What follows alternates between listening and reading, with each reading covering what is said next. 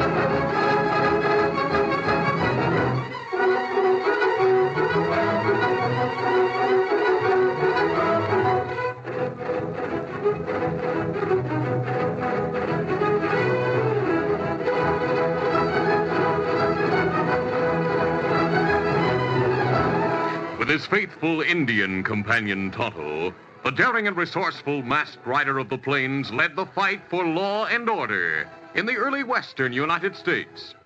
Nowhere in the pages of history can one find a greater champion of justice. Return with us now to those thrilling days of yesteryear. From out of the past come the thundering hoofbeats of the great horse Silver. The Lone Ranger rides again. Come on, Silver. Let's go, big fellow. Hi-yo, Silver. Away!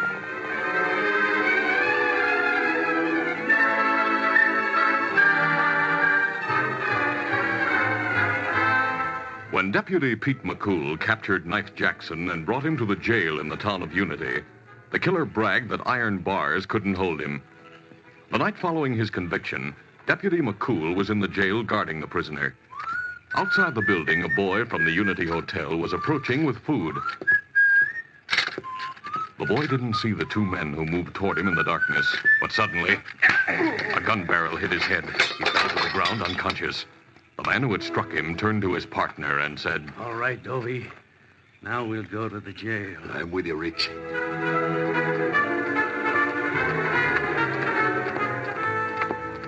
A few seconds later, Rix Roscoe and Adobe Spicer knocked on the door of the jail. Who's there? Food for the prisoner. Just a minute. I'll unlock the door. Get your gun ready, Dovey. I'm set, Rich. Should I let him have it when he opens the door? No, not unless you have to. No use letting the whole town know there's a jailbreak. All right, Slim. Come on inside. Place your hands. What the... Get him up. Why, Back you... away from the door, Deputy. And don't try any fast moves. What's the idea? You'll find out. Where's the prisoner? Right here, boys. Hi there, Knife. All right, Deputy. Unlock that cell. Oh, so it's a jailbreak. Yes, a jailbreak. Now get the keys for that cell and be quick about it. All right. Look out, Rich. He's going for his gun. Well, good for you, Rich. Tapping his head with your gun barrel, keep him quiet. Too bad you didn't shoot him. We don't want gunplay. He'll not make trouble now, Knife. The keys to the cellar are in the desk, boys. Yeah, I'll get him. Good thing you came for me tonight. Tomorrow morning, the sheriff's supposed to take me to territorial prison. So we heard. How do you know about it? We were in court today when you were sentenced. I have the keys. My gun's in there, too, Dobie. Yeah, I see it. I'll get it for you. I'll be doggone glad to get out of here. Have a score to settle with Deputy McCool. It was his idea to put this ball and chain around my ankle. Ball and chain? Well, don't worry, Knife. When you're out of the cell, I'll get that iron strap off your ankle. You can't, Dobie. Why not? There's only one key to fit it, and the sheriff's got it with him. That's bad. I'll not be able to ride a horse.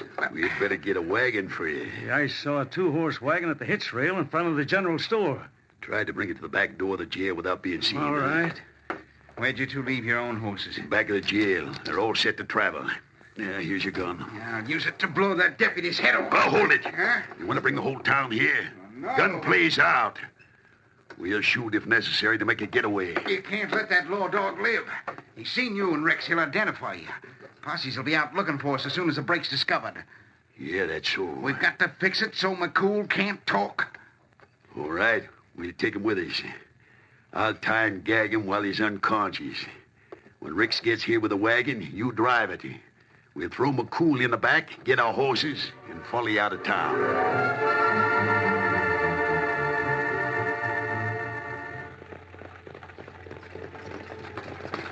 The fugitive, his two friends, and the captured deputy traveled all night.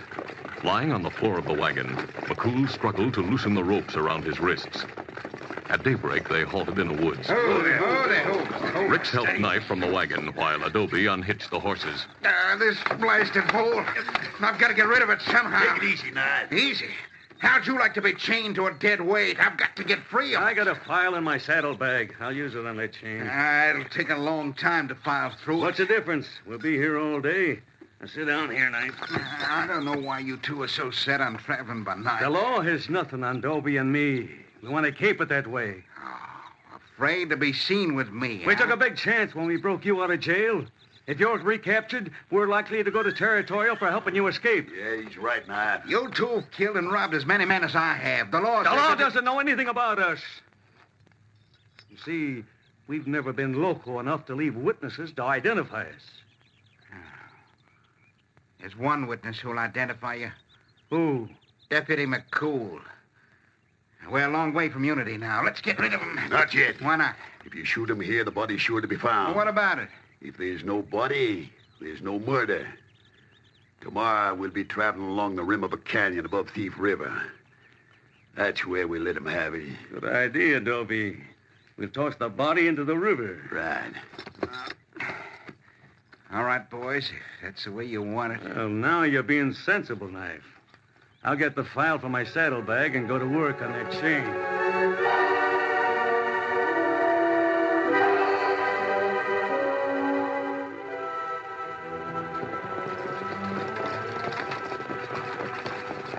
It was nearly daybreak the following morning when Knife and his companions reached the rim of the canyon above Thief River, still wearing the iron strap from which the ball and chain had been filed. Knife Jackson drove the wagon, while Rix and Adobe rode alongside. In the back of the light vehicle, Deputy McCool had succeeded in loosening the ropes about his wrists. He was about to remove them when Knife halted abruptly. Oh, hold it. Oh, there. Any help, Knife? No, thanks. This is a job I aim to take care of myself. McCool, we're right above Thief River. I'll cut the ropes around your ankles so you can walk to the edge. You can't even call for help with that gag across your mouth. I thought Thief River Trail ran along the bank of the river. Yeah, it does. But you can't see it from here because of an overhang. It's a long drop to the river. Yeah, the longer the better. All right, McCool, your ankles are free. Get out of the wagon and walk to the edge. Pete McCool's mind was racing. He could have freed his hands from the ropes that were loose on his wrists, but without a gun, he was helpless against three armed killers. Jackson's weapon was already drawn, and as Pete walked stiffly toward the rim of the ledge, Knife pointed the weapon at his back. That's far enough, McCool. Pete stood still for a moment, looking down at the river. He realized he had only one chance to escape death. He was about to jump over the edge when Knife fired. The bullet struck him in the back as he went over the ledge. You got him, Knife. I swore I'd kill him for capturing me. That takes care of the only witness who could identify as Reeks. That's right. Now, all we've got to worry about is this iron strap on my ankle. Anyone who sees it will know I busted out of jail. We'll figure a way to get rid of it, Knife. Steady, boy.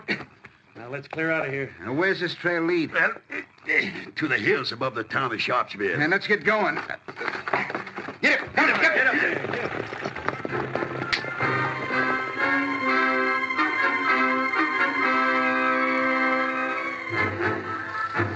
Deputy Pete McCool was not dead, but his strength was ebbing. As soon as he hit the water, he freed his hands from the loose ropes about his wrists, and then he pulled the gag from his mouth. He tried to reach shore, but the bullet wound in his back and the cramped condition of his muscles made swimming almost impossible. It was all he could do to stay afloat. Help!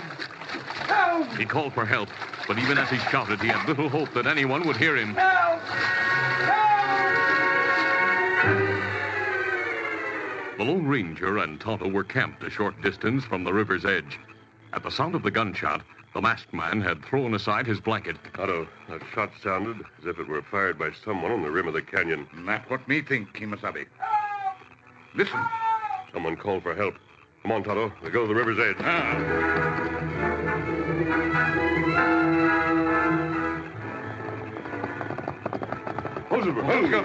The Lone Ranger and Tonto saw Pete when they drew rein at the river's edge. Easy, steady, big fella. Here, take my guns, Tonto. I'll go in after him.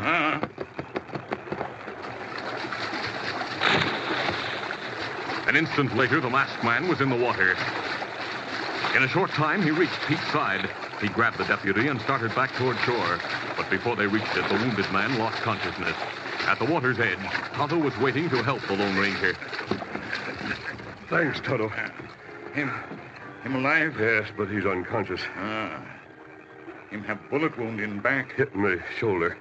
Oh, he's wearing a badge. Let me see it. The deputy sheriff's badge. We'll take him to camp and bandage his wound.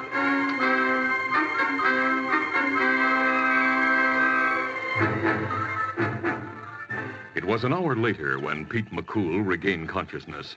His clothing had been dried by a campfire, but at first he wasn't aware of that. He saw the masked man, blinked unbelievingly, and muttered, What the... Steady. Take it easy. We're friends. Where am I? In our camp, a short distance from Thief River Trail. You must have hauled me out of the river. That's right, McCool. Here. You drink this. Maybe feel better. Thanks, Injun. How did you know my name? I found your credentials in your pocket. What are you going to do with me? I help you as much as possible. Yeah, why? This mask doesn't mean I'm an outlaw. No, I reckon you wouldn't be willing to help a lawman if you were on the dodge. You bandaged my wound. Tonto took care of it. Now, who shot you? A no-good killer named Knife Jackson got me. Jackson's in jail in Unity. Yeah, he was. A couple of his friends busted him out. They took me with them when they made their getaway. Pete McCool told the Lone Ranger and Tonto about the jailbreak and what he had overheard while traveling in the back of the wagon. Jackson swore he'd break out of jail, so the sheriff and I put a leg iron on him just to make sure he wouldn't. But that didn't stop him. It must have slowed him down. Yeah, but Rick's Roscoe took care of that. He filed the chain. Is Jackson still wearing the iron strap around his ankle? Yeah. I see. Well, McCool, you'll need a doctor's attention. But Jackson and his pal... I'll try to pick up their trail while Tonto takes you to the doctor in Sharpsville. I have no horse. A scout. Carry double. You'll be able to stay in the saddle until you reach town. But it's my job to go after those crooks. They'd shoot you on sight. Furthermore, you've been too seriously wounded to be able to handle a gun. It better you do what Lone Ranger say. Lone Ranger? Did you say the Lone Ranger? That right? Are you the Lone Ranger? Yes. Mister, I'll believe you. If the bullets in your gun belt are silver. All right. See for yourself. Here. Yeah, they are silver. Great day. And to think I figured I'd fallen in with a couple of owl hoots. My luck has changed for the better. And as far as Knife Jackson, I'd say his luck has run out.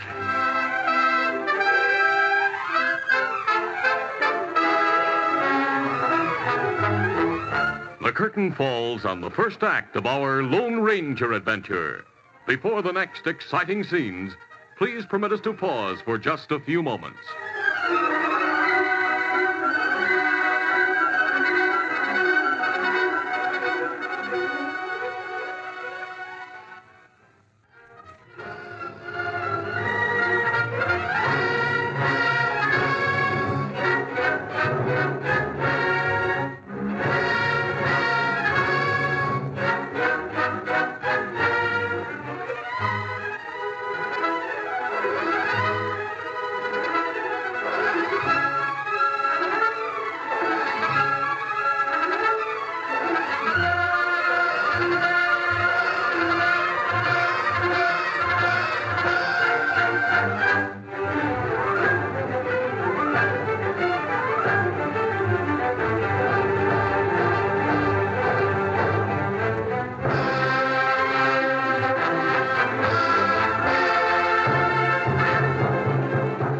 to continue. Tonto and the deputy left the Lone Ranger and headed for the town of Sharpsville. They were forced to travel slowly because of McCool's wound. And as they rode, the Indian studied the sky. What's wrong, Tonto? You look at sky. It rain plenty hard soon. I hope it doesn't start before we reach town. Now, me think of mask friend. If rain come, wash away tracks, the wagon. Doggone, I hadn't thought of that. You lose Knife's trail. Put him up, Scout.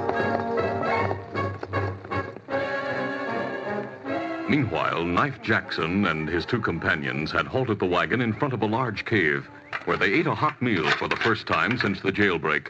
When they had finished eating, Rick said, Well, that's the last of our supplies, Dobie. We'll ride to town and get some more, Rick. Who'll ride to town? Rick's and I. What about me? You'll stay here till we come back, Knife. Nothing doing. I've got to get this iron strap off my ankle. You want to ride into town where folks will see it and know you're an escaped prisoner? Blacksmith could get it off. So could we if we had a cold chisel and a hammer. Then get him and bring him back here. That's what we plan to do. Come on, Dobie. Yeah, right. Steady, boy. Steady.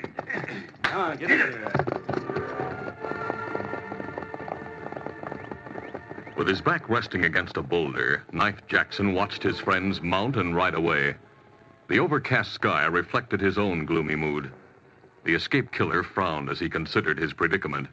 Though Ricks and Adobe had broken him out of jail, neither one showed him the respect he felt his reputation deserved. They're thinking of their own hides. And they probably figure to collect plenty as soon as I get some cash again. The thought of money brought a darker frown to Knife's face, for he had none, and no immediate prospect of getting any. He stared in gloomy disapproval at the two dun-colored horses that had been hitched to the wagon. Neither of them make a good saddle horse. But I reckon I'll have to ride one till I can get something better. The iron strap around Knife's boot scraped against a rock as he rose to his feet to stare downhill at his departing friends. The strap... The sound routled the outlaw's already frayed nerves. He kicked the rock viciously, then paced restlessly in front of the cave.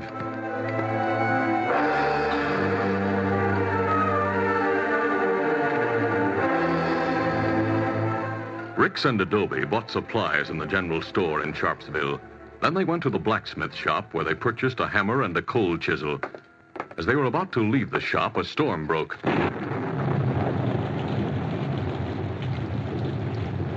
They stood in the doorway for a moment. There it is, Dobie. When I saw those clouds this morning, I knew we'd get rain. You want to stay in town till it's over or start back the hill? Why shouldn't we stay here? Well, Knife's at the cave waiting for us. Let him wait. Hey, Dobie, look. Huh? There's an Indian coming this way, and look who's riding with him. She's a deputy. McCool. He's alive. Get back inside so he can't see us.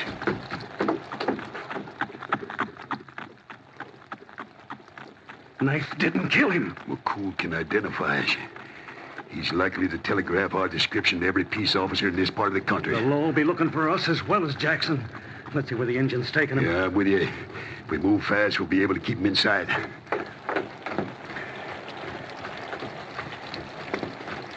Say, Ricks, I can shoot that deputy from here. Use your head, Dobie. There's too many people around for witnesses. We never get out of town alive. Yeah, but we've got to get rid of him before he talks. I've managed to stay off handbills this long, and I'm not risking being hunted now. Take it easy. We might be able to get McCool without being seen.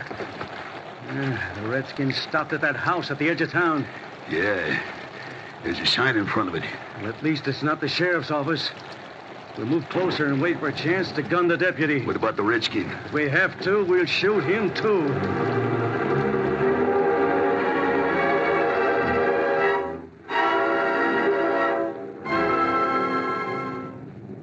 Tonto had stopped in front of the doctor's house. When the wounded deputy was safely inside, Doc Barton said, Man, you're soaked to the skin. I'll get blankets and something hot for you to drink. We were so close to town when the storm broke, we figured it'd be better to keep going than stop. I'll examine your wounds and then Hey, where's the Indian who brought you here? He's gone for the sheriff. I want to turn in a report about an escaped killer and his two pals.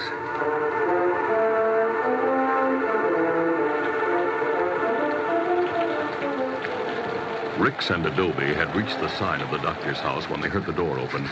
They hugged the wall of the building to avoid being seen. Someone left the house, Dobie. Who is it? I don't know. I can't see who it... Hey, now I see him. It's a redskin. Is McCool with him? No, I reckon he's still inside. You go around the back and take him by surprise.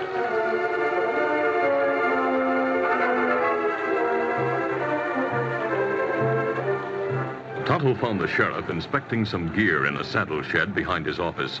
In a few words, the Indian explained that Deputy Pete McCool was at the doctor's house. When he heard that McCool had been wounded, Sheriff Alt said, We'll get over to Doc's place right away. I want to get a statement from McCool while he's still able to talk. The sheriff strode from the shed with Tonto at his heels.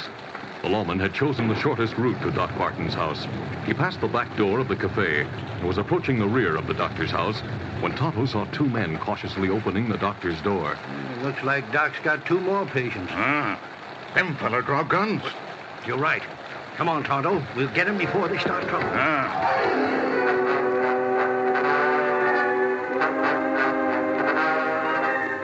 Rix and Adobe were crossing the kitchen when the door opened behind them. Look there, it's a redskin. And the sheriff. Who are you? What's the idea of busting into Doc's place with your guns drawn? Well, Boys, I'd know it anywhere. Yeah, who's that? That deputy, McCool. Adobe, I'll get you. Take it easy. We've already got him, McCool. Take their guns, Tonto. Me got Hey, now, wait a minute. Listen, Sheriff. I'll listen to you two after I hear what Deputy McCool has to say. Keep your hands up. Me got guns, Good. Sheriff. Now walk ahead of us to the doctor's office and don't try any foolish moves.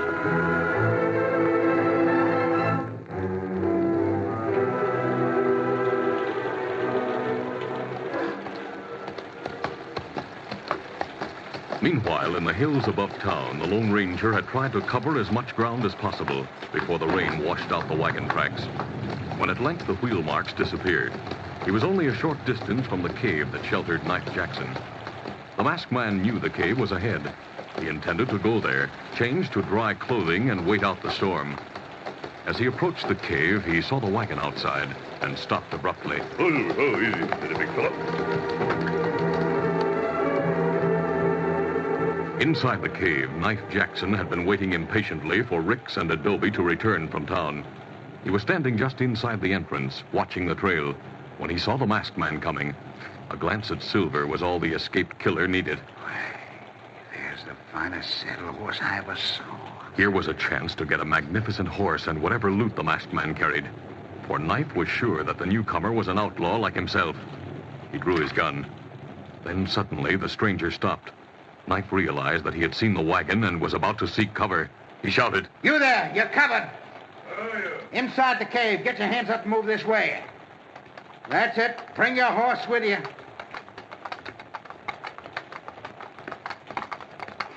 Step inside, mister. Thanks. Well, what are you looking at? You're Knife Jackson.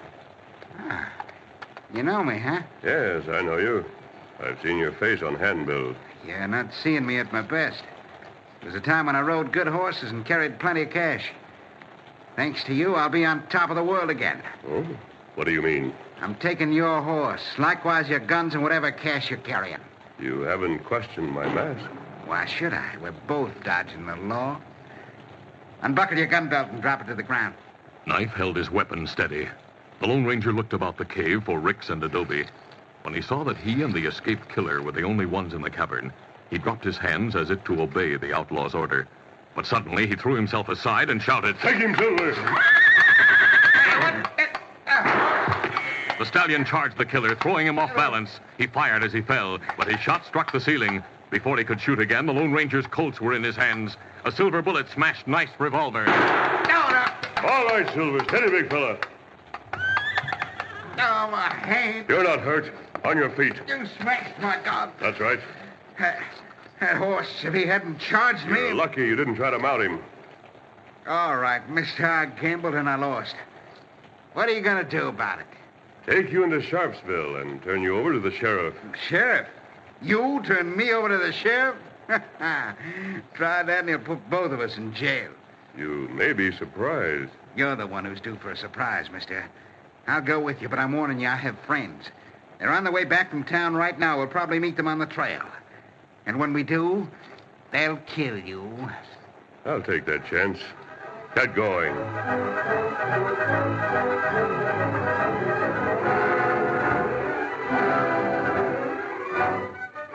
As the Lone Ranger and Knife Jackson left the cave, the rain stopped. The ground was treacherous underfoot, and Knife was traveling on one of the wagon horses. He was forced to ride bareback, but his discomfort was lessened by the anticipation of meeting Rix and Dobie. The Lone Ranger kept a sharp watch for the killer's friends. Suddenly, he heard hoofs approaching. There they are. My friends are coming. Sure ain't, Jackson. Ho! Rick, Dobie, help. Give me a hand. The masked man's got a gun on me. Keep it coming. Tonto! Well, Knife, you made a mistake. Me bring Sheriff Alt. Knife Jackson was expecting to meet friends. His friends are in jail. Jail?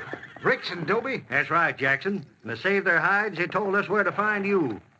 Tonto told me his masked friend was on your trail, but I didn't figure he'd already have you in custody. Jackson escaped from jail in Unity, Sheriff. I know, mister. Deputy McCool told me the story. McCool's dead. Your bullet didn't kill him, Jackson. Well, how'd he get out of the river? This masked man hauled him out. McCool's in town right now waiting for me to bring you in. Put out your hands, Jackson. From now on, you're wearing handcuffs. Will you need help to take Jackson to town, Sheriff? Nope. With these cuffs on him, he'll not be able to make trouble. Then adios, Sheriff. So long, and thanks, mister. Adios, Tonto. Adios, Sheriff. Monsieur! Sheriff, you're letting that masked man get away. Why not, Jackson? But he's a crook. He's dodging the law. Deputy McCool told me all about him, Knife. Fact is, McCool will probably spend the rest of his life bragging that he knows the Lone Ranger.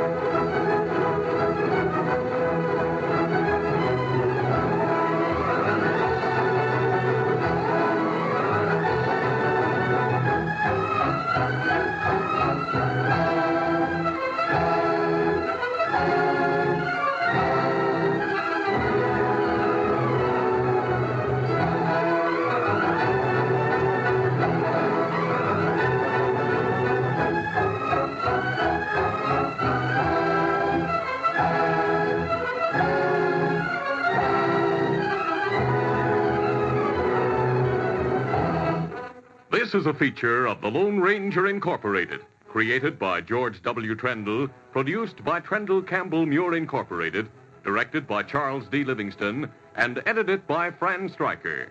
The part of the Lone Ranger is played by Brace Beamer.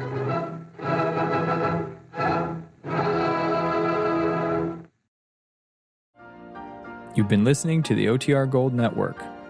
Find more classic radio at otrgold.com.